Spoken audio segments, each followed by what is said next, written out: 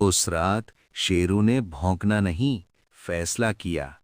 घर में सब सो रहे थे, लेकिन शेरू जाग रहा था। चोर को लगा ये घर आसान है। पर उसने अंधेरे में छुपा हुआ शेरू नहीं देखा था। शेरू ने आवाज नहीं, हिम्मत दिखाई। और उन्होंने देखा शेरू बहादुरी से चोर को पकड़े खड़ा था। शेरू love you, सिर्फ एक puppy. कुत्ता नहीं था, सच्चा रक्षक था। उस रात शेरू सिर्फ एक I कुत्ता love नहीं you था, so, my वो little उस buddy. परिवार का सच्चा रक्षक था।